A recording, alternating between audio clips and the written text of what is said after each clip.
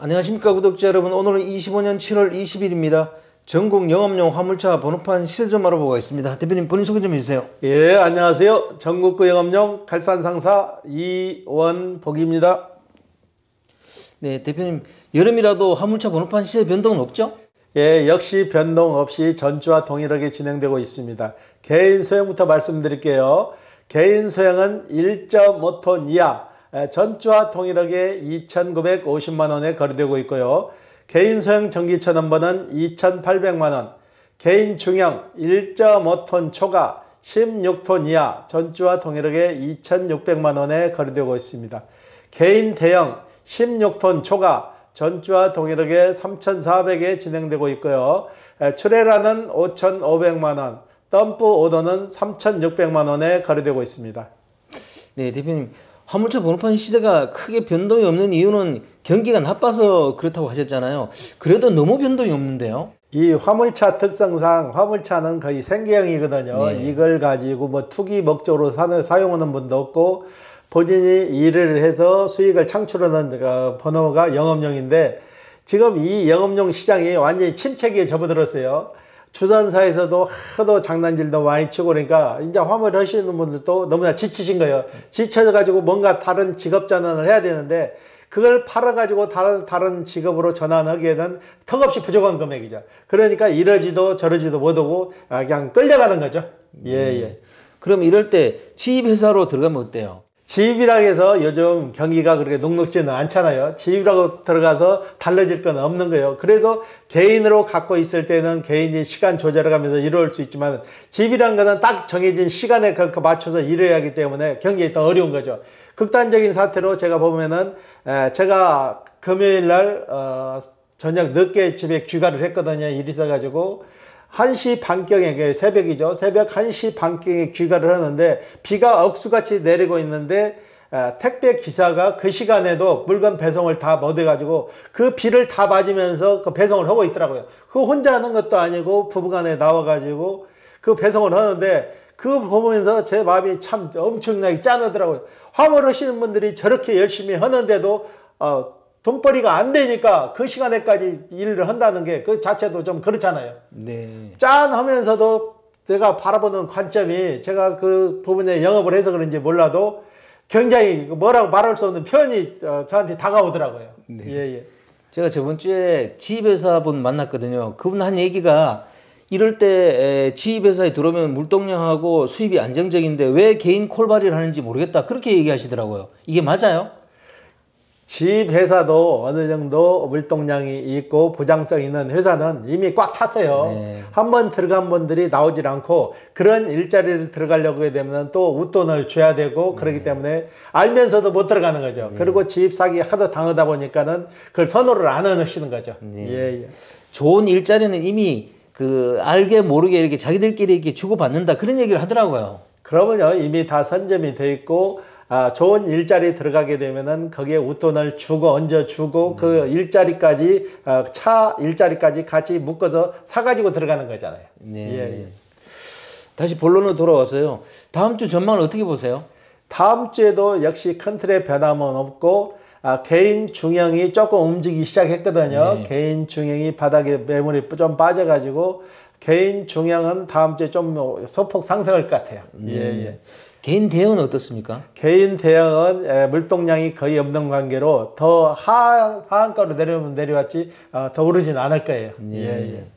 이번 주 거래건 중에 기억에 남는 건 있으면 얘기 좀 해주세요. 예, 평택에 사는 젊은 친구인데요. 이분은 저한테 1년 좀 지난 것 같아요. 전기차 넘버를 사가지고 유인바디를 운행을 하셨는데 키로수도 많이 뛰셨더라고요. 2020년식인데 25만 킬로 가까이 뛰었더라고요. 일도 열심히 한 거죠.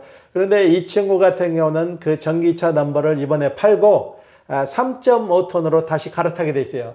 이분 같은 경우는 일을 하다 보니까 본인 차량은 있는데 적은 차로 하다 보니까 어느 정도 본인이 원하는 금액 목표가 안 되니까 큰 차로 갈아타 가지고 이제 큰 차로 다시 시작할 것 같은데 저희가 우선 개인 전기차 넘버를 매입해 가지고 또 그 전기차 넘버를 찾으신 분이 있었고 바로 진행을 해드렸어요. 한 사람이 2대 차량을 가지고 있을 수 없기 때문에 개인 전기차 넘버를 팔고 개인 중용으로 갈아타야 되는데 그게 바로바로 이루어지게 돼 있어요. 예. 그래서 이분 같은 경우는 한 10일 정도면은 다 마무리가 될 것 같아요. 예. 전기차 찾는 분도 있나 보네요.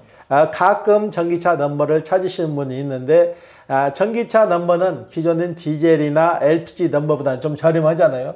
그래서 그 넘버를 찾으신 분이 있는데 그게 잘 원활히 공급이 안 되는 거죠. 예. 이번 주에는 대표님 자가용 화물차 유상 운송행위가 계속 문제가 됩니다.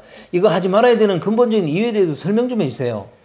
자가용 불법 유상 행위를 금지를 시켰는데 이게 없어지지 않고 더 늘어나고 있는데요. 자가용 유상 행위를 하게 되면 이건 완전 불법이에요. 화물 자동차 운수 사업법 위반이고 징역형이나 무거운 벌금을 받을 수 있어요.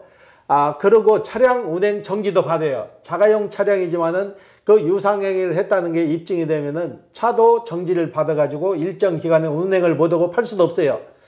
그리고 보험 혜택도 제대로 받을 수가 없고 시장의 혼란을 일으키고 불공정 경쟁을 유발하는 거죠. 그래서 자가용 유상 행위를 해서는 안 되는데 지금도 자가용 유상 행위가 버젓이 이루어지고 있어요.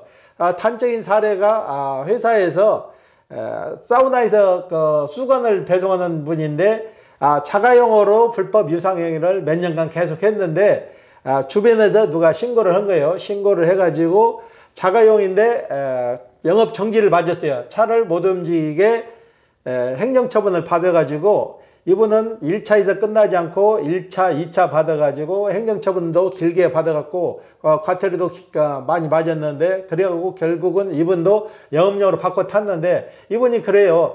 남들보다 돈이 좀 부족해가지고 자가용을 했는데 본인도 항시 그걸 느꼈다는 거예요. 내가 이걸 해서 하는데 영업용 하는 사람들한테 피해를 주는 거 알면서도 돈이 없어서 그동안 번호판을 못 사고 했는데 빚이라도 내서 산다고 해가지고 사가지고 하는데 지금은 그러더라고요. 그분을 자가용 유상행위를 했을 때는 그걸 못 느꼈는데 본인이 해보니까 영업용 하시는 분들 마음을 이해하겠다는 얘기예요. 예. 대표님, 자가용 화물차가 이렇게 운행을 하게 되면 기존에 영업용 번호판을 구입해서 하시는 분들에게도 어떤 업무적으로 또 피해를 줄 수 있다면서요? 당연하죠. 이분 같은 경우는 정상적인 운반비를 일단 안 받잖아요. 본인들은 영업용이 아니고 자가용으로 하니까 핸디캡이 있으니까 정상적인 요금을 안 받고 일을 하다 보면은 기존의 영업용 차량을 가지고 하시는 분들은 그만큼 피해를 보는 거죠. 자가용이 영업용 일거리를 다 나눠 가지기 때문에 이분들은 세금도 안 내고 영업용 하시는 분들은 꼬박꼬박 세금도 내고 보험료도 비싸지만 자가용은 그 자기네들 일위한 것만 생각하니까는 영업용 하시는 분한테 무슨 피해를 주는지도 모르는 거죠. 이래서는 안 되는 거죠. 그래서 제주도 같은 경우는 자가용으로 유상을 하게 되면 신고하면 포상금 제도까지 걸어놨더라고요. 제주도 신고 포상금 제도인 카파라치 그게 효과가 있을까요? 아무래도 있죠. 자가용으로 유상행위 하게 되면은 보는 족족 신고를 하게 되면은 아무래도 그만큼 수가 줄어들겠죠.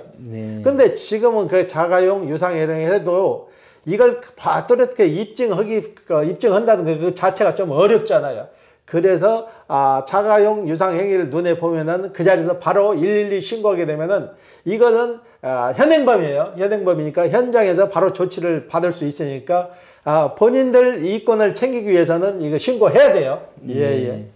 영업용 하시는 분들은 그런 얘기 하시더라고요. 자가용 화물차들이 약점이 있으니까 주선사에 가서도 주선사가 시키는 걸 다 한다는 거예요. 그걸로 인해서 피해를 많이 받는다고 얘기하는데요. 이건 어떻게 생각하세요? 그렇죠. 그래서 영업용 하시는 분들이 피해를 보는데요. 영업용 하시는 분들은 물건을 빨리 싣고 가서 빨리 하차해서 다른 물건을 실어야 되는데 자가용 하는 분들은 그냥 개념이 없는 거예요. 그래서 물건을 실으면 수작업 다 해서 수작업에 대한 보수도 받지 않고 거래처 가서 물건 내려도 수작업을 해도 당연하게 내려주고 화물차 화주들이 시키는 대로 고분고분 하니까 영업용 하시는 분들은 급하잖아요. 일단 한탕이라도 더 해야 되는데 자가용 하는 사람들하고 똑같이 할 수 없으니까 결과적으로 큰 피해를 보는 거죠. 근데 실질적으로 자가용 하는 사람들은 그런 개념도 없는 거예요. 본인들이 자가용으로 일을 하면서 영업용 하는 사람들한테 얼만큼 피해를 주는지 그 자체도 모르는 거죠. 예. 아니 영업용 번호판을 구입해서 하면 되지 왜 자가용으로 불법 유상 운송 행위를 하는 거예요? 일단은 금전적인 제약이 좀 따르는데요. 그래도 아무래도 자가용으로 불법 유상행위를 해서는 안 되는 거죠. 영업용 하는 사람들도 마찬가지예요. 본인들이 큰 돈 있어가지고 영업용 번호판 사고 차량 사서 하는 건 아니에요. 대중에는 활부로 그 빚내서 영업용 번호판 사고 하는 사람들, 그리고 차별성이 안 되는 거죠. 자가용으로 불법 유상행위를 하게 되면은 기존에 빚내서 영업용 번호판 사서 이러는 사람들한테는 큰 피해를 주는 건데, 그걸 인식을 못 하는 거죠. 자가용 하는 사람들은. 그 당연하게 일을 하는데, 주선사에서도 이런 자가용 불법 유상행위를 알면서 오다 주는 그 자체도 좀 해서는 안 되는 거죠. 네. 그리고 좀 마지막으로 대표님, 운전자들 있잖아요. 개별 운전자들이 이런 불법 유상 운송 행위를 적발하거나 그렇게 대처할 수 있는 방법이 있나요? 대처할 수 있는 방법은 직접 가서 당신 자가용 유상 행위를 한다고 하게 되면 싸움밖에 안 되는 거죠. 서로 마찰되니까는 직접 가서 대면하지 말고 112에 현장에서 바로 신고하게 되면은 112는 출동을 하게 되면 결과 보고를 해야 돼요. 그렇기 때문에 현장 조치를 하니까 직접 가서 지적하지 말고 112로 신고하셔가지고 조치 받는 게 최선의 방법이에요. 네. 네. 오늘 인터뷰 감사드립니다. 네, 구독자 여러분, 오늘은 25년 7월 20일입니다. 이번 주에도 화물차 번호판 시세는 변동이 없습니다. 근데 요즘 자가용 화물차 불법 유상 운송행위가 또 근절이 안 되고 기승을 부리고 있다 그럽니다. 이거는 분명히 불법이고 기존에 유상 운송행위를 합법적으로 하시는 분들한테는 큰 피해를 주는 겁니다. 절대 이런 일이 있어서는 안 되겠습니다. 자, 호화제는 다음 주에 또 다른 주제로 구독자 여러분 찾아뵙겠습니다. 안녕히 계십시오. 호호 아재였습니다.